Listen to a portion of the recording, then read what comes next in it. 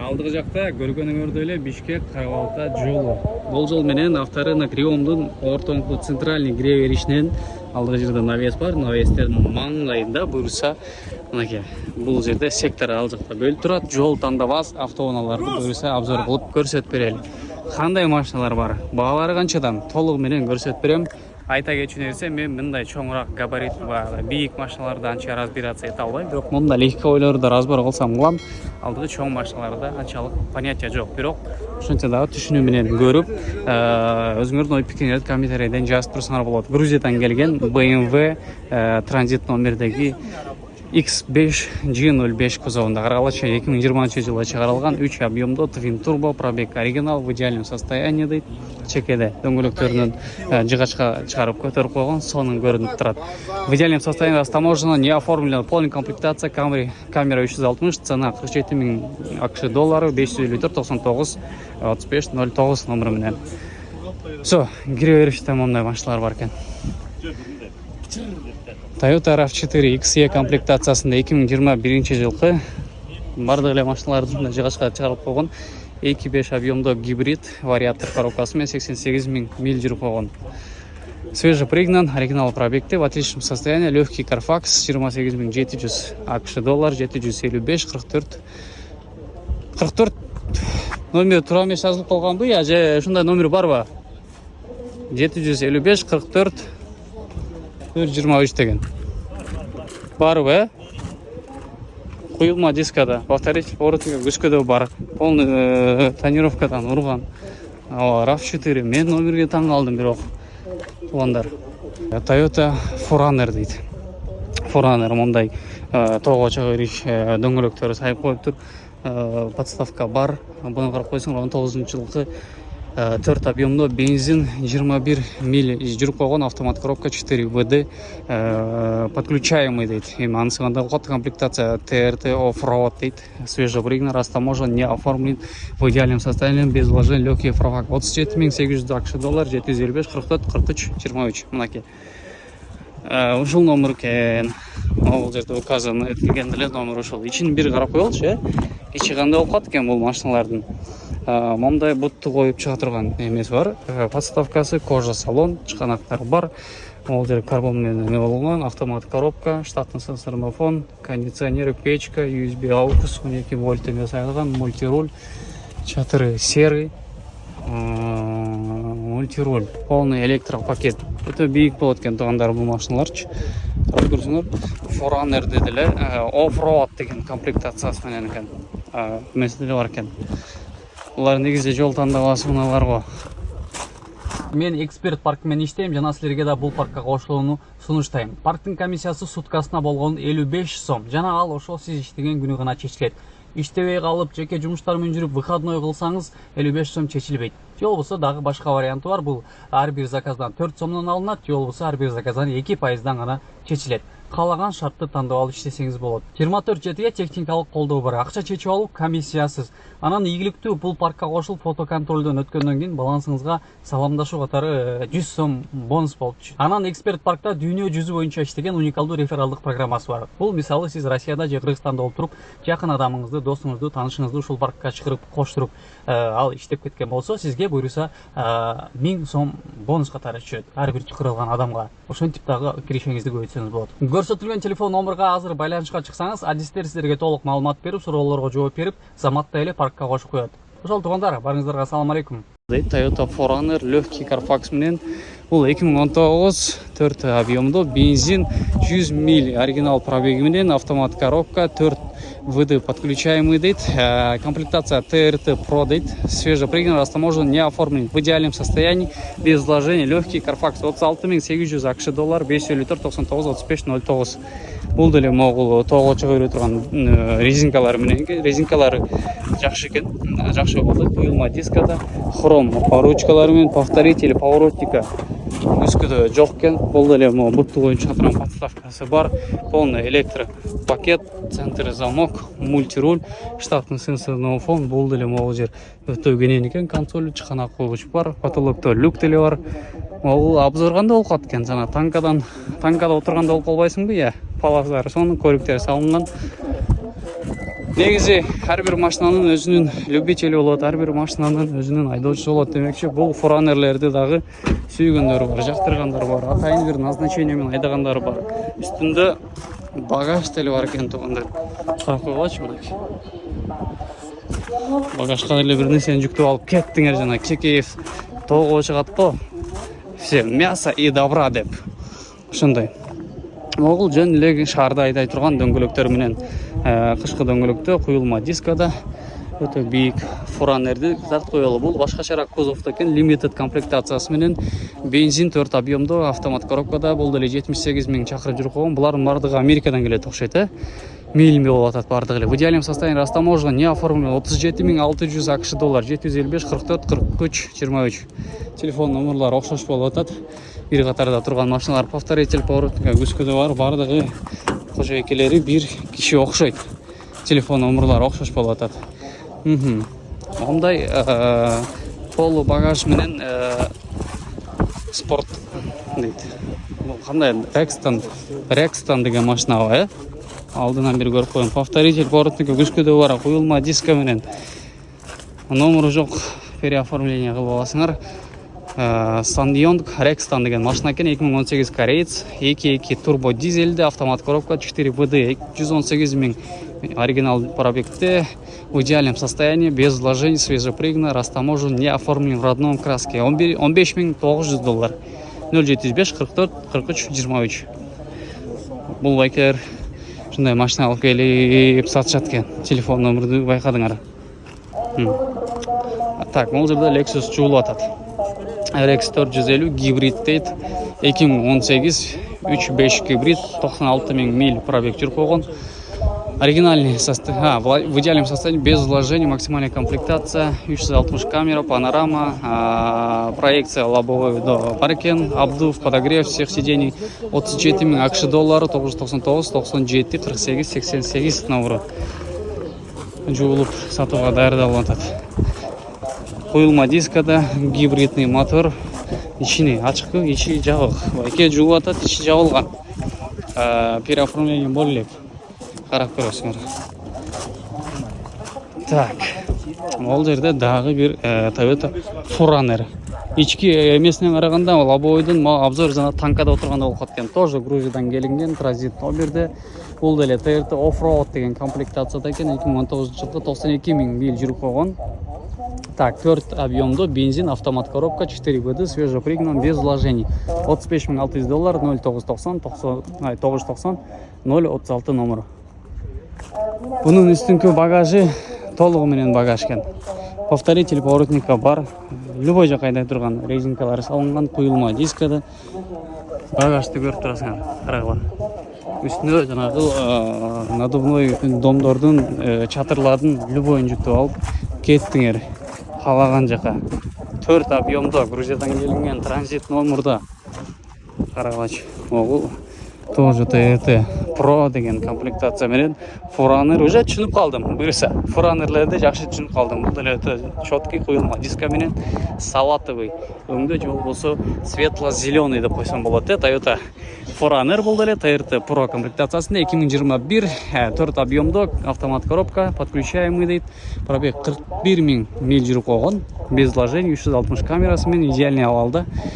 41 500 AQSh доллар, 0716 16 360 камера, Грузиядан келинген, транзит бар, номер менен, салатовый багаж тоже.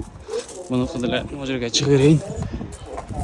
Кузовдун жарымына чейин багаж, люк бар. Ичин ачып коесуз. Салатовый деп турар айттым же ачык зеленый болуп калабы?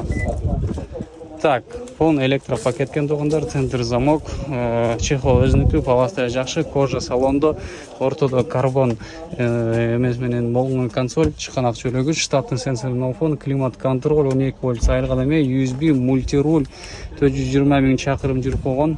Булар миль болуп атат, Америкадан келген болуп калабы, подвижной эмес менен, стольчиги менен экен, сонун жана тоопого айдаганда эмелерине багажга любой нерсени жүктөп алып. JBL акустикасы менен. Телефон номерлары уктуңар туугандар, баасын деле көрдүңөр, кызыккандар чала бересиңер. Жакты, өтө бийик, клиренсти карап койгулачы. Акырын кайрылып басалы, элдерди сүзүп албайлы. Так, бул жерде эмне деп турат? Пневма дейт. Mannheim дейт. Бул Mannheim деген эмне экен? Комплектациясы ушундай аталабы. Lexus GS 460 19-жылкы 4.6 бензин 116 000 чакырым жүрүп койгон. Полная комплектация, без вложений, в родном окрасе, 360 камера, растаможен, не оформлен. 45 700 акш доллар, 708 95 74 04. Белый жемчуг, хромдор бар, куюлма дискада, Грузиядан келген, транзит, оформление боло элек, мухабойка бар. Повторитель поворотник көскөдө бар. Так, бул жагында артка абал, тонировка урунган 460. Ичини бир көрөлчү, ичи ачык экенби? О, ичи ачык экен. О, Mannheim деп жазылып турат, ал жагы эмне экенин билбейм. Ол жерде обшивкасы дерево, центр замок көрүп турасыңар. Апапакай светил салондо, мынакей дорогой, богатый көрүнөт. Ковриктердин астында да пленкалар чапталган, ковриктер резиновый коврикте. Могу пут коюп чыккан подставкасы менен. Апапакай светлый кожа салондо, подлокотниктер бар.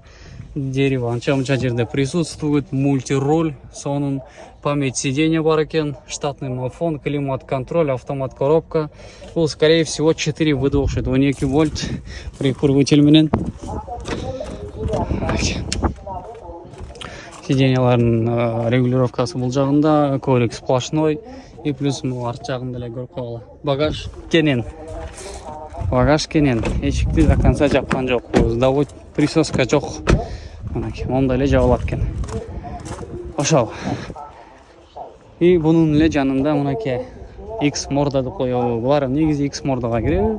Тоже GX 460 2022 жылкы 4.6 объемдо бензин 60 000 чакырым жүрүп койгон, полная комплектация, без вложений, в родном окрасе, 360 камера. Так, там не растаможен, не оформлен. 58 500 акш доллар, 507 23 23 33. Ол каяктан болуп калат? Американец болуп калабы? Нью-Джерси дейт. X10 PDR. Бул же болсо транзит деле эмеспи, кандай? Растаможен, не оформлен дейт. Куюлма дискада подставка бар, повторитель поворотника бул деле бар. Бул деле хром накид дискалар менен салон жанакы мунукундай эле. Светлый салон, калган бүт бардыгы примерно окшош экен. Сенсорный монитор менен. Карагыла. Багаж ачылып турат. Бул эмне машина болуп калды экен? Toyota Highlander 73 000 миль жүрүп койгон, 2019 жылкы, автомат коробка, 3.5 объемдо, limited, без вложений, в идеальном состоянии, 7,7 000 доллар. 708 08 02 88 номеру. Темно-синий болуп калабы же кара болуп калабы, куюлма дискада. Повторитель поворотника көскөдө бар.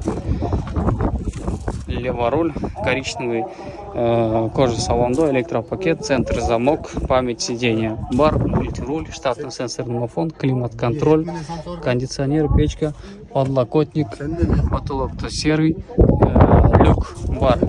Ковриктер өзүнүкү кара, жарымы кара, отургучтары күрөң өңдө экен. Артта да сиденье бар экен, ошондо бул мынакей. Бул арттагы адамдарды отургузса болот экен. Буну жаткырса багаж кенен болуп калат экен. Карагыла. Highlander 27 000 акш. XL эмес, XL эмес. Limited дегенде сиз комплектациясын айтып атасызбы? Көрдүңөр. Демек limited деп байке айтып аткандан кийин limited бир мындай бааланабы же эмне болот? Эксперттер өзүңөрдүн ой пикириңерди тоже жазып кеткен. Акырындык менен чыла берели, жол табандабыз, автоунаалардын катарында моунда болгон өтө чоң Ford автоунаалары турат. Ford'ун могул мордасы жөнөкөй, анан мордасы күчтүүрөөгүн деле бир тартабыз. Ford F150 дейт. 2020 жылкы 11 айдайбы, 2020 жылкы 11 айдайбы, түшүнбөй калдым. 85 000 чакырым жүрүп койгон, автомат коробкада, 3.5 объемдо, продаю срочно дейт. Идеальное состояние. Коробка 10 ступка дейт. 0704 78 79 51 35 000 акш доллары дейт. Карагылачы, Toyota F150 деген. Ford F150 мордасы ушундай, куюлма дискада, канчанчы радиустагы дөңгөлөк болуп калат экен. Бир карап коелчу туугандар, жери 275 60 R20 20 радиустагы диска. Повторитель поворотника күскөдө бар F150 STX. Ачык болду экенби? Жок, жабык. 4 отургуч менен, жарымы багаж менен, иши эмесин карай турган болсок, күскө өтө чоң, фураныкындай эле кенен. Ондай машинаны айдаган инсандар эми негизи адамзат любой нерсеге көнөт эмеспи? Бул деле ошол эле машиналарга окшойт, бул деле жабык. Бул Ford F150 XL экен. TX болсо бул F. Ушундай. Жыла берели. Ал жакта менин эмем турат. Любимчик машиналарымдан турат. Мен эмес дегиле бул машинаны көп адам сүйсө керек. Lexus 470-те. Капкара, же болбосо темно-синий. Жок, капкара эле болуш керек. Жок, мага темно-синий да көрүнүп атат.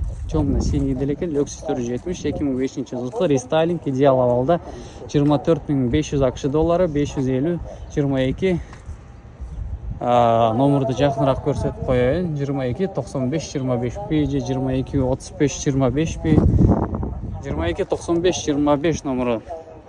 Подставка бар, серебристый хром болгон, жылтырап турган дискада. Күскөсү, салон тоже серый өңдө кожа салондо экен. Дерево присутствует панельде, штатный сенсор, домофон, иши ушулар. Ошол, мен анча-мынча машинанын комплектацияларын туура эмес айтып аткан болсом, же бир аталыштарын же болбосо ичини көрсөтпөй калып аткан болсом, бир жерлерине туура түшүнүү менен кабыл алгыла тургандар. Жогоруда айткандай эле бул чоң машиналарга мен анчалык деле түшүнүгүм өтө бай эмес. 470 Lexus серебристый 2005-жылкы 202 000 чакырым жүрүп койгон автомат, 4GT объемдо, 508 111 708 номеруна байланышка чыгасыңар. 23 000 акш доллар, куюлма дискада, рулдун жарымы дерево, жарымы кожа. Бул деле кара кожа салондо, автомат коробка. Жыл машиналар жабык, бардыгы элдердин көпчүлүгү обедке кеткенби, же эмне болгон? Кызыл Грузиядан келген, тоже транзит номер менен Toyota Highlander 2020-жылкы 3.5 бензинде, автомат коробка, 61 000 чакырым жүрүп койгон. Абалы өтө жакшы дейт, эч кандай салым жок. Жеңил Carfax менен 29 000 акш доллары, 707 289 номеруна байланышка чыгасыңар. Куюлма дискада, кызыл өңдө, повторитель поворотника күскөдө бар, штатный сенсор, домофон, климат контроль, автомат коробка. Эч кандай чехол салынган эмес, чүпүрөк отургучта, мультирульда. Так, потолок серый, чатырында люк жок. Highlander, оформление кылып аласыңар. Карап көрүп жаткандар. Анан могул жерде Camry турат, тоже Грузиядан келген транзит Camry деле бир тартып коелу. SE комплектациясында 2.5 гибрид 95 миль жүрүп койгон, оригинал пробегде, автомат коробка, полный комплектация дейт. Абал өтө жакшы, 20 500 акш доллары, 578 0009 номеруна. Ай, куюлма дискада. Ичи ачык экен. О, ачык. Көрүп койгола. Кожа салондо, полный электропакет, центр замок, мультируль бар экен, штатный сенсор, домофон тугандар, подлокотник, ковриктер кара резинадан болгон өзүнүкү. Арчагы, кожа салон, могул жерде эле кенен. Потолокто серый, люк жок, SE комплектациясында. Арчагы, мынакей, кичинекей мини спойлер менен гибрид. Кызыккандар үчүн телефон номерин айттым, баасын деле көрүп турасыңар. Жылабыз. Уланталы могул жерде бийик машинаны деле бир тартып коелу. Клиренс өтө бийик экен, буну менен каяка айдашат болду экен, билбейм. Могул клиренстин астына мен деле батып кетет экенмин. Карап койгула. Toyota 4Runner бул деле 70 миль жүрүп койгон, автомат коробка, 2022-жылкы 4 объемдо, рестайлинг, push start, эши кылып сел и поехал дейт. Состояние но авто 555 12 06 06. Жаңы автонун абалы экен. Бир жактан пригнал. Өтө бийик. Өңгөлөк деле карап койгулачы, кайсы радиус болуп калды экен. Так, 20 радиустагы диск экен. Номер жок. Парковка бар. Багажды көрүп турасыңар. Кандай гана машиналар бар, кандай гана машиналар бар. Жол тандабасы автоунаалардын катарынан акырын чыгып бер жака келип калдык. Бер жакта кандай машиналар бар болду экен. Азыр биз могул чай ичүүчү жерден Арзык бетине өтөбүз. Ал жакта дагы деле ошол жол тандабас автоунаалардан тизилген жери уландысы. Ал жакта барбы жокпу көрөбүз. Жок. Бул жерде жол тандабас автоунаалар эмес, жеңил автоунаалар болуп кетиптир. Канча дагы могул гибрид Camry'ни деле бир көрсөтүп берейин. Капкара болгон Camry. Грузиядан келген транзит, бирок буда эч кандай маалымат кагазы жок экен. Hyundai Grandeur дейт. Grandeur 192 миң чакырым жүрүп койгон, 19-жылкы 3 объемдуу газ, не такси без вложений в идеальном состоянии, в родном окрасе. 15.800 акш доллары, 755 59 45 50 номерына. Белый жемчуг, куюлма дискада, повторитель поворотника күскүдө бар, хром ручкасы менен бесключевой доступ, үстүнө жамгыр жаап, бир аз чаң болуп калыптыр. Эси көптөн бери келек окшойт. Негизи келген болгондо мону жууп коймок. Жакшы. Белый жемчуг болгон тоже Грузиядан келген транзит номери менен не оформленный Toyota RAV4 LE деген бул комплектация окшойт. Карап көрөсүздөр. 2019-жылкы 87 миң миль жүрүп койгон. 2.5 бензин, автомат коробка, 8 ступка, отличное состояние, легкий Carfax без вложений, свежо пригнан, 18.700 акш доллары. Темир дискада колпактар коюлган, 509 59 09 69 номермен. Алды бийик көтөрүлгөн ташта, повторитель поворотника күскүдө бар. Так, толук электропакет, күскүлөрдүн регулировкасы бар, центр замок, мультирульду көрүп турабыз, штатный сенсорный мафон, могу торпеданын материалы жакшы экен, строчка тигилген, климат контроль, автомат коробка, чыканак чөлөгүч, кожа салон эмес, чүпүрөк салонду, RAV4 деген өзүнүн чүпүрөк чехолу менен арт жагын көрүп коелу. Арт жагында эмне бар, эмне жок. Подлокотник арт жагында бар, прикуриватель, булачок, сайгычтер бар экен. Потологунда люк жок, чатыр серый. Мынакей багаж деле кенен.